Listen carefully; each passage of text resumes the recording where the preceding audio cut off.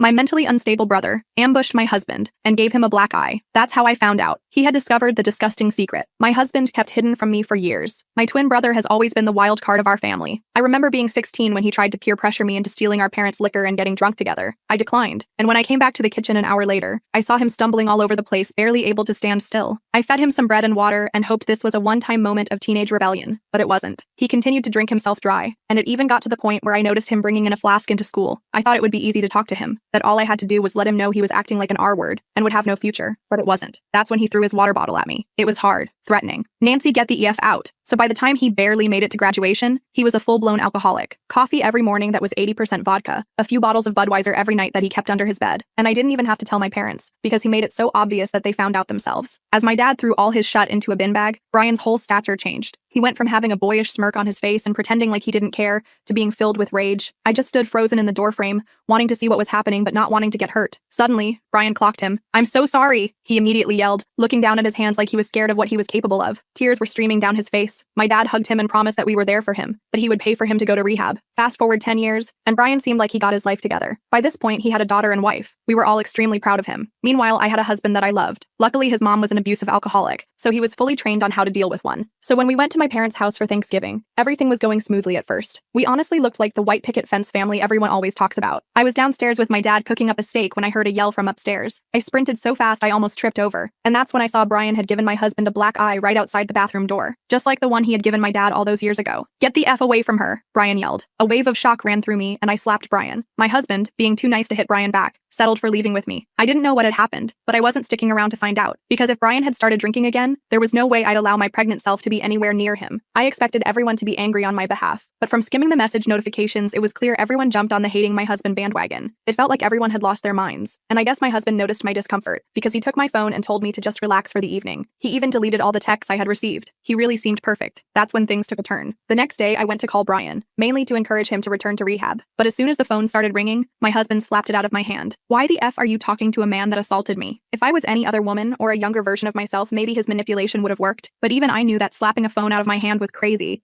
And I had every right to talk to my family. "Brian never should have hit you, and I'll never forgive him for it, but I need to make sure he's getting help. I didn't realize I married someone who sides with abusers." He cut me off. I immediately switched my face into a fake moment of realization. "Oh my gosh, I don't know what I was thinking. I'm sorry, baby." He nodded before saying "good girl" and walking away. That's when I got in my car, drove to the park, and called Brian, because now I was more suspicious of my husband than ever. He picked up straight away. "Lauren, I need you to trust me and drive over here right now." His voice was urgent, and I knew that no matter what, Brian would never lay his hands on me, so I drove. When I got there, my dad couldn't even make eye contact with me, and my mom was in his arms, silently sobbing. Brian gently pulled me into the room next door. "Lauren," his tone was rarely ever serious, so I knew this was bad. "I want your husband dead." His voice was cold, unforgiving. I narrowed my eyes at him and started debating whether I should slap him again, until he finally spit out an explanation that made me want him dead too. When he was outside the bathroom door, my daughter was inside. I saw it, Lauren. His hands were in his pants. He was kneeling down to the peephole with a smile on his face that I never want to see again. I swallowed the bile that rose in my throat. I couldn't believe what I was hearing. My first reaction was pure disbelief. Mark? My husband? The man I was having a baby with? No way. But the look on Brian's face was deadly serious. I'd seen him hammered. I'd seen him angry, but I'd never seen him like this. Cold and calculated. "Are you absolutely sure?" I asked, my voice barely above a whisper. "Maybe you misunderstood what you saw." Brian shook his head firmly. "I know what I saw, Lauren. I wish I didn't, but I do." I sat down on the couch, feeling like my legs might give out. My mom came in and sat beside me, putting her arm around my shoulders. She didn't say anything, just held me. My dad stayed in the doorway, his face ashen. "What do we do?" I finally asked. "Don't confront him," Brian said immediately. "Not yet. We need to be smart about this." I nodded slowly, trying to process everything. Part of me wanted to call Mark right away and scream at him, demand answers, but another part of me was terrified of what might happen if I did. I was pregnant with his child. I was vulnerable. "I need to go home and think," I said, standing up. "He'll get suspicious if I'm gone too long." My mom squeezed my hand. "You don't have to go back there, honey." But I knew I did. I needed to figure out if what Brian said was true, and if it was, I needed to protect myself and my baby. I drove home in a daze, rehearsing how I would act normal around Mark. When I got home, he was waiting for me in the living room, pacing back and forth. "Where were you?" he demanded. "Just driving around." I lied. I needed to clear my head after everything that happened. He seemed to accept this, but I noticed how his eyes followed me as I moved around the house. Had they always done that? Had I just never noticed before? That night, I couldn't sleep. I lay awake watching Mark's chest rise and fall, wondering who this man really was. The next morning, I called in sick to work. As soon as Mark left for his job, I started searching through our house. I didn't know what I was looking for exactly, but I knew I needed to find something. I checked his desk drawers first, then moved to his closet. Nothing seemed out of place. Then I remembered his laptop. Mark always kept it password protected, claiming it had sensitive work documents. I'd never questioned it before. I tried a few passwords I thought he might use. Nothing worked. I was about to give up when I remembered the flash drive he always kept on his keychain. He'd told me it was a backup for work, but maybe it had something else on it. I found his spare keys and removed the flash drive. When I plugged it into my own laptop, my hands were shaking so badly I could barely use the mouse. The drive opened to reveal a folder labeled Work Backups. Inside were dozens of subfolders with dates. I clicked on the most recent one. What I saw made me run to the bathroom and throw up. Pictures. So many pictures. Not just of Brian's daughter, but other children too. Neighborhood kids, kids from the park, all taken without anyone knowing. Some through windows, some at public places. None of them were naked, thank God, but they were clearly taken by someone with bad intentions. I closed the laptop and sat on the bathroom floor, crying. Brian was right. My husband was a monster, and I was carrying his child. I called Brian immediately. I found something, I said, my voice breaking. You were right. I'm coming over, he said without hesitation. 20 minutes later, Brian was at my house. I showed him what I'd found on the flash drive. His face hardened as he scrolled through the images. We need to go to the police, he said. I nodded, but then froze as I heard the garage door opening. Mark was home early. I panicked and quickly closed the laptop. Brian grabbed the flash drive and shoved it in his pocket just as Mark walked through the door. I tried to look normal, but my heart was pounding so hard I thought it might burst out of my chest. My hands were trembling, and I could feel beads of sweat forming on my forehead despite the cool air conditioning. What are you doing here? Mark asked Brian, his voice cold and sharp like a blade of ice. Brian stood up, putting himself between Mark and me, his shoulders tensed, a protective barrier I'd come to rely on more than I ever expected. Just checking on my sister. After what happened, I wanted to make sure she was okay. Mark's eyes narrowed, dark and calculating. The warmth that had once made me fall in love with him was completely absent now. You should leave, he said, each word deliberate and threatening. I was just going, Brian said. He gave me a meaningful look, one that carried the weight of our terrible discovery. Call me later, sis. After Brian left, Mark turned to me, his gaze scrutinizing every inch of my face. Why was he really here? I forced a smile, hoping he couldn't hear the thundering of my heart. Like he said, just checking on me. I wasn't feeling well this morning. I placed a protective hand over my slightly swollen belly, using my pregnancy as a shield. Mark seemed to buy it, but I noticed how he scanned the room, like he was checking if anything was out of place. His eyes lingered on the laptop for a second too long. He walked over to his desk and opened the drawer where he usually kept his keys. My heart skipped a hit. Have you seen my spare keys? He asked casually, though there was an undercurrent of suspicion in his voice. No, I lied, the word bitter on my tongue. Maybe check the kitchen? He nodded and went to look. I quickly texted Brian. He knows something's up. What do we do now? Brian replied immediately. Don't confront him. Act normal. We need more evidence before going to the police. More evidence? What we had was already damning. The images on that flash drive had made me physically ill. Children. So many children. In situations no child should ever be in. But I understood what Brian meant. We needed to be careful. Mark was smart, and if he suspected I knew anything, who knows what he might do. For the next few days, I played the role of the perfect wife. I cooked Mark's favorite meals, laughed at his jokes, and pretended everything was normal. I wore makeup to hide the dark circles under my eyes from sleepless nights. I made excuses about pregnancy fatigue when he wanted intimacy. But inside, I was dying. Every time he touched me, I had to fight the urge to recoil. Every time he talked about the baby, I felt sick thinking about what kind of father he would be. Meanwhile, Brian was busy gathering information. He called me when Mark was at work to update me. He'd spoken to some of our neighbors, asking casual questions about Mark. One mom, Jessica, mentioned that Mark had offered to babysit her 8-year-old daughter several times, which she thought was odd but nice. Another neighbor, Ryan, said Mark often volunteered to take photos at neighborhood events where kids were present. Ryan had even commented once that Mark seemed to focus his camera more on the children than the adults. We need to check his computer, Ryan said, his voice tight with urgency. The flash drive is probably just the tip of the iceberg. But Mark never left his laptop unattended. He took it to work with him every day, and when he was home, it was either with him or locked in his office. I needed to find a way to get access. I considered drugging his evening whiskey but feared what might happen if he caught me. My opportunity came a week later. Mark got a call from his boss asking him to come in on Saturday for an emergency meeting. He was annoyed but couldn't say no. As soon as he left, I called Brian, my fingers shaking as I dialed. He's gone for at least 3 hours, I said, but his office is locked and I don't have a key. I'll be right over, Brian replied,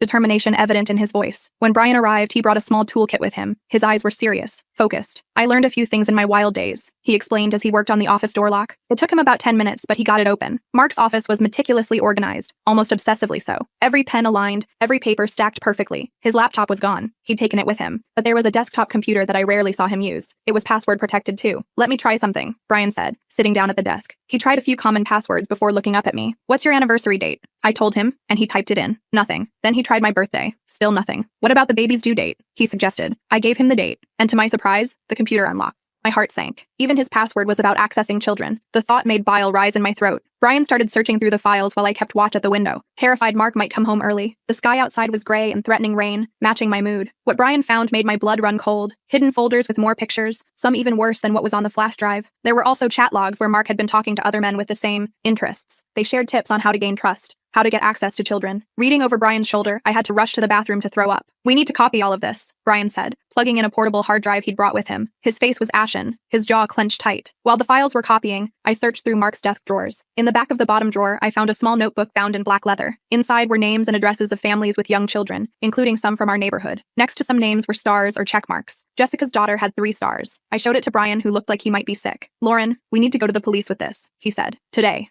I nodded, but then froze as I heard a car door slam outside. I ran to the window and saw Mark walking up the driveway, his stride purposeful. The meeting must have ended early. He's back, I whispered urgently, panic clawing at my chest. Brian quickly unplugged the hard drive. The file transfer wasn't complete. We have to go now, he said, grabbing the notebook and shoving it into his pocket along with the hard drive. We rushed out of the office, locking the door behind us. Brian barely had time to hide in the guest bathroom before Mark walked in the front door. I stood in the hallway trying to look casual, though my heart was racing so fast I felt lightheaded. Meeting got canceled, Mark announced. Then he looked at me suspiciously. Why are you so flushed? Just doing some cleaning, I said, gesturing to the duster I'd grabbed from the hall closet. The pregnancy makes me overheat easily. I fanned myself for effect, praying he wouldn't notice how my hands trembled. Mark seemed to accept this and went to the kitchen for a drink. I texted Brian, stay hidden. I'll create a distraction so you can leave. I went to the kitchen and deliberately dropped a glass on the floor. As it shattered, I called out, oh no, Mark, can you help me clean this up? I don't want to cut myself. While Mark was busy with the glass, carefully picking up each shard, Brian slipped out the front door. I breathed a sigh of relief, but my heart was still racing. We had evidence now, but not everything, and Mark was getting suspicious. I could see it in the way his eyes followed me, the way he checked his office door twice that evening. That night, Mark was unusually attentive. He insisted on making dinner, massaged my feet, and kept asking if I was feeling okay. On the surface, it seemed sweet, but there was something off about it. His eyes were too watchful, his questions too probing, his touch lingered too long, as if he was trying to reclaim ownership. When we went to bed, I pretended to fall asleep quickly, but I lay awake for hours, listening to Mark's breathing, wondering if he knew what Brian and I had discovered. The moonlight cast eerie shadows across our bedroom, making ordinary objects look sinister. Around 2 a.m., I felt him get out of bed. Through barely open eyes, I watched him go to his office. He was in there for almost an hour before coming back to bed.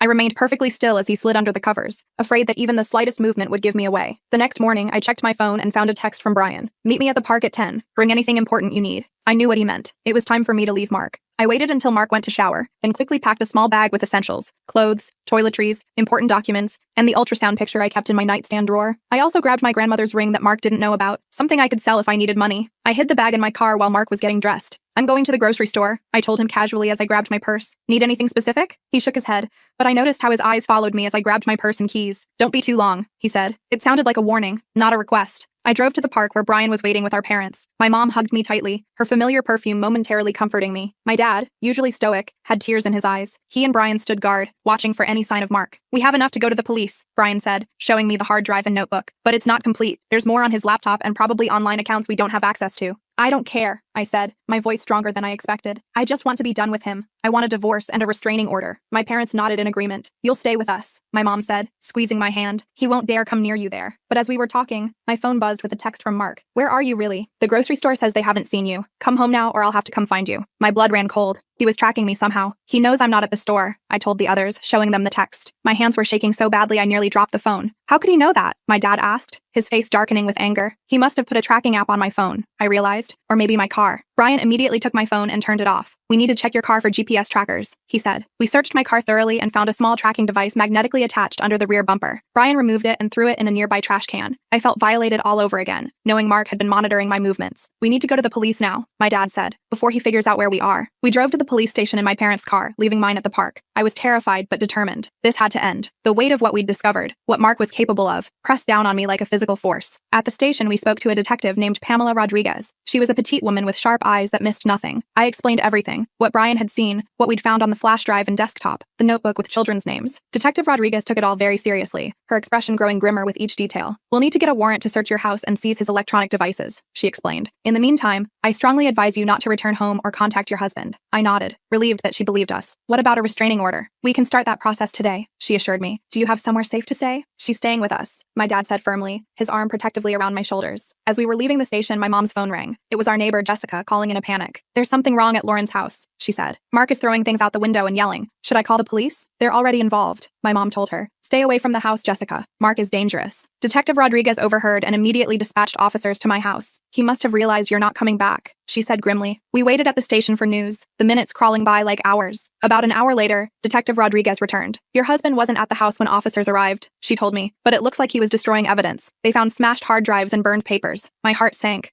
Had we lost our chance to prove what he'd done? Would he somehow escape justice? Don't worry, the detective continued, seeing my expression. We still have what you brought us, and our tech team can recover some data from damaged devices. For the next week, I stayed at my parents' house, jumping at every sound and constantly checking to make sure doors and windows were locked. Mark had disappeared. His phone was off and he hadn't shown up at work. The police were looking for him, but so far, no luck. I had nightmares about him finding me, about what he might do to our baby once she was born. Brian stayed with us too, sleeping on the couch with a baseball bat nearby. He'd become incredibly protective, never letting me go anywhere alone. It reminded me of when we were kids and he'd stand up to bullies for me, despite being smaller than most of them. 10 days after I left Mark, Detective Rodriguez called with an update. We've recovered a significant amount from the devices you provided and what we found at your house, she said. It's extensive. Your husband has been collecting these images for years, long before he met you. I felt sick, but also relieved. The evidence was real and substantial. Mark wouldn't be able to talk his way out of this. He couldn't claim it was a misunderstanding or a one-time mistake. We've also put out an alert for him, she continued. Every police department in the state is looking. But Mark was still in the wind. Days turned into weeks with no sign of him. I started to wonder if he'd fled the country. The restraining order was in place, but a piece of paper wouldn't stop him if he really wanted to find me. I found myself checking under my bed each night, a childhood habit that had suddenly become necessary again. I was nearly 4 months pregnant now, and starting to show. My baby bump was small but unmistakable. Despite everything, I decided to keep the baby. It wasn't this child's fault who their father was. Brian supported my decision, though my parents were more hesitant. What will you tell the baby when they're older? My mom asked gently one evening as we folded laundry together. The truth, eventually, I said, but a version they can understand and that won't hurt them. One evening, about a month after I'd left Mark,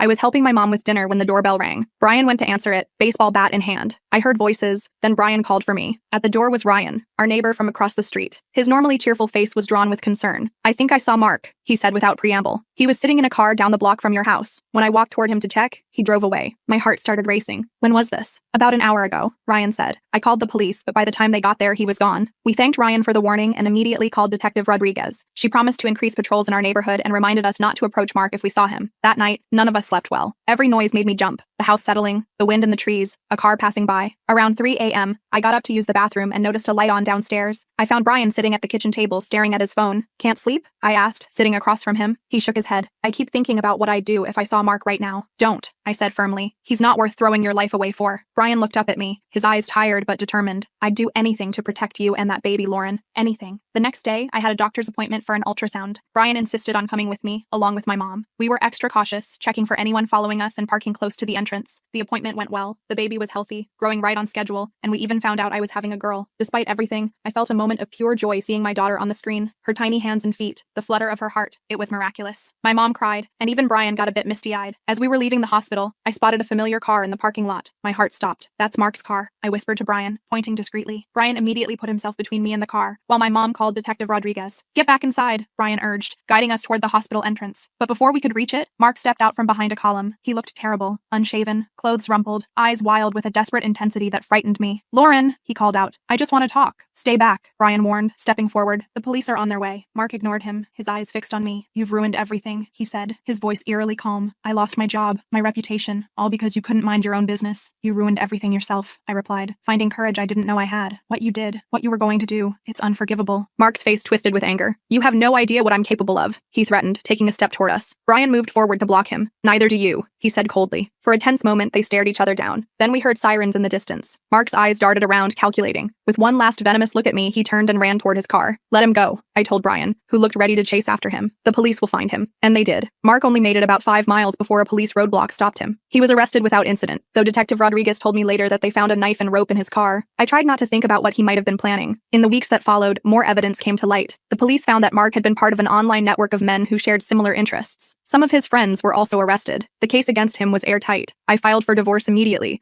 citing the criminal charges and requesting that Mark have no rights to our daughter. The judge agreed without hesitation. I changed my name back to my maiden name, wanting nothing to do with Mark's identity anymore. As my pregnancy progressed, I slowly started to heal. Brian was my rock through all of it, attending every doctor's appointment and helping me set up a nursery in my parents' house. He'd been sober for over 10 years now, and watching him support me through this crisis made me realize how far he'd come from that troubled teenager who used to get into fights and drink to numb his pain. I never thought I'd say this, I told him one day as we assembled a crib, the instructions spread out on the floor between us. But I'm glad you punched Mark that day at Thanksgiving. Brian laughed, a genuine sound that had become rare lately. Me too, sis. Me too. Mark eventually accepted a plea deal to avoid a trial. He would serve at least 15 years in prison and be registered as a SX offender for life. When Detective Rodriguez told me the news, I felt a weight lift from my shoulders. It wasn't over. I would always have to be vigilant for my daughter's sake, but at least Mark couldn't hurt us anymore. 6 months after leaving Mark, I gave birth to a healthy baby girl. I named her Hope, because despite everything, that's what she represented to me. Brian was the first person to hold her after me, and the look of pure love on his face told me she would never lack for protection. As I watched my brother gently rock my daughter, I thought about how life takes unexpected turns. Brian, once the family troublemaker, had become my strongest ally, and Mark, who had seemed so perfect, had hidden the darkest of secrets. "She's beautiful, Lauren," Brian whispered, looking down at Hope's tiny face. "And she's going to be okay. We all are." For the first time in months, I truly believed it. As I watched my brother gently rock my daughter, I felt a strange mix of peace and anxiety. Hope was perfect in every way. 10 little fingers, 10 little toes, and the cutest button nose I'd ever seen. But I couldn't shake the fear that somehow, someday, Mark would find a way back into our lives. "You're thinking about him again, aren't you?" Brian asked, not looking up from Hope's tiny face. I nodded. I can't help it. What if 15 years isn't enough? What if he gets out early for good behavior or something? Brian carefully handed Hope back to me. Then we'll deal with it. But that's a problem for future us. Right now, this little nugget needs her mom to be present. He was right, of course. I needed to focus on the good things in my life, not waste energy worrying about Mark. Still, I made a mental note to talk to my lawyer about what would happen when Mark eventually got released. I wanted to be prepared. The first few months with Hope were a blur of sleepless nights, diaper changes, and figuring out breastfeeding. I stayed at my parents' house, which was both a blessing and a challenge. My mom was amazing with Hope, always willing to take her so I could shower or nap. My dad built a rocking chair for the nursery and spent hours walking Hope around the house when she was fussy. Brian came over almost every day. He'd bring coffee for me and silly little onesies for Hope. His wife Jenny was pregnant now too, and they were having a boy. It was nice to think our kids would grow up as cousins, close in age just like Brian and me. About 6 months after Hope was born,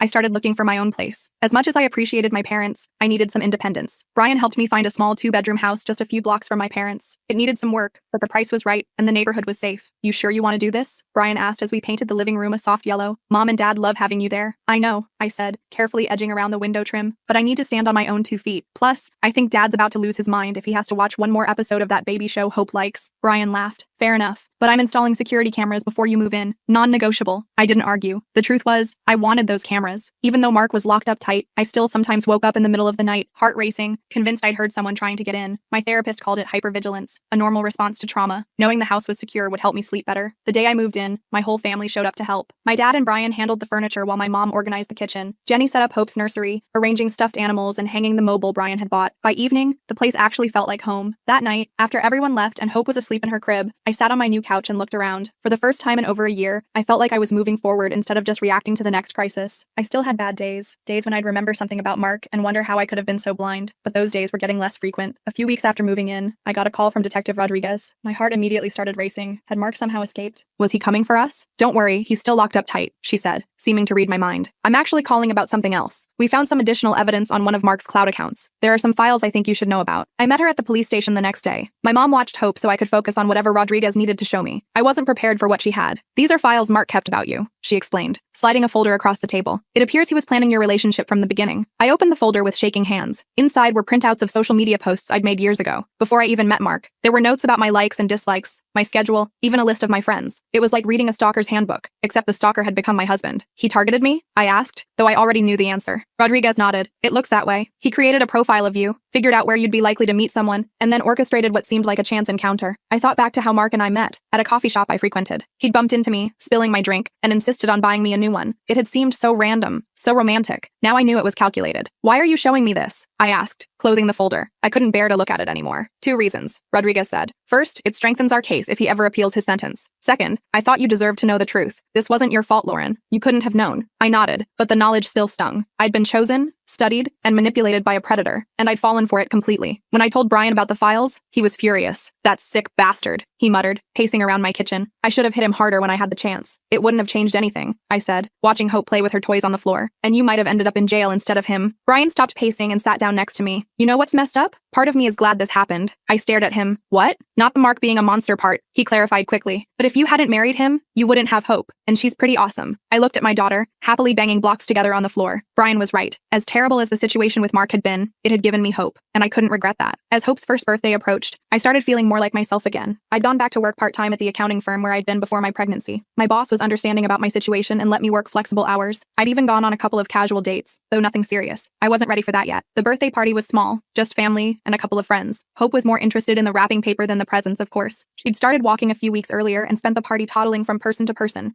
showing off her new skill. After cake and presents, when Hope was napping and most of the guests had left, Brian pulled me aside. "I've got something for you," he said, handing me a small box. Inside was a key. "What's this for?" I asked. "It's a key to our new cabin," he explained. "Jenny and I bought that place up at Lake Meredith. It needs work, but it's got potential. I thought maybe you and Hope could come up sometimes. Get away from everything." I hugged him tight. "That sounds perfect. Thank you." The cabin became our weekend retreat. Hope loved playing in the shallow water at the lake's edge, and I loved the peace and quiet. Brian and Jenny came up most weekends too, especially after their son Ethan was born. Watching Hope and Ethan play together, I felt like we were building something good out of all the bad that had happened. About 2 years after Hope was born, I got another call from Detective Rodriguez. This time she had news that made my blood run cold. "Mark's been communicating with someone on the outside," she told me. "We intercepted some letters. He's been asking about you and Hope." My hand tightened on the phone. "Who's he writing to?" "A former coworker named Douglas. We've already brought him in for questioning. He claims he was just being friendly, but we found evidence he's been driving by your parents' house." I immediately called Brian, who came right over. We decided I'd stay at his place for a few days while the police investigated further. I packed a bag for Hope and myself, hands shaking the whole time. Douglas turned out to be more pathetic than dangerous. He'd idolized Mark at work and couldn't believe the charges against him. Mark had manipulated him, just like he'd manipulated me. The police gave Douglas a stern warning and put him under surveillance. He never came near us again, but the incident shook me. I realized I'd been living in a false sense of security. Mark might be in prison, but he was still trying to reach out, still trying to control my life. I couldn't let that happen. I met with my lawyer the next day and filed for a permanent restraining order that would prevent Mark from contacting me or Hope in any way. No letters, no phone calls, nothing. The judge granted it immediately. I also legally changed Hope's last name to match mine, removing the last trace of Mark from our lives. These steps helped, but I still felt unsettled. What if Mark found someone else to do his dirty work? What if he got out someday and came looking for us? Brian suggested we take a more drastic step. "Move," he said simply. "Not just to a new house, but to a new state, somewhere Mark wouldn't think to look." The idea was terrifying, but also liberating. A fresh start, somewhere without memories of Mark around every corner, somewhere Hope could grow up without the shadow of her father's crimes hanging over her. I spent weeks researching options. I needed somewhere with good schools, affordable housing, and job opportunities in my field. I also wanted to be near water. The weekends at the lake had shown me how much Hope and I both loved it. Finally, I settled on a small city in Oregon. It was far from Texas, had a growing economy, and was close to both mountains and the ocean. Best of all, no one there knew our story. We could just be Lauren and Hope, not the wife and daughter of a convicted predator. Telling my parents was hard. My mom cried and my dad got very quiet, which was his way of showing he was upset. But they understood. They even offered to come visit for extended periods, especially during the winter when Oregon would be a nice break from Texas heat. Brian was supportive but sad. "I always thought our kids would grow up together," he said as we packed up my house. "They still can," I assured him. "We'll visit often, and you guys can come see us. Plus, there's video calls." The day we left was bittersweet. My car was packed with everything Hope and I would need until the moving truck arrived with the rest of our stuff. My family gathered in the driveway for goodbyes. My mom hugged me tight. "Call when you get there, no matter what time it is." My dad pressed something into my hand, a new pepper spray for my keychain, "just in case," he said gruffly. Brian was the last to say goodbye. He hugged me, then knelt down to Hope's level. "You take care of your mom, okay, Squirt?" he said, his voice rough with emotion. Hope nodded solemnly. At 3, she didn't really understand what was happening, but she knew it was important. "I will, Uncle Brian." As we drove away, I watched my family get smaller in the rearview mirror. I felt a pang of doubt. Was I doing the right thing? But then I looked at Hope, happily playing with her stuffed bunny in her car seat, and knew the answer was yes. The drive to Oregon took several days. We stopped at silly tourist attractions along the way,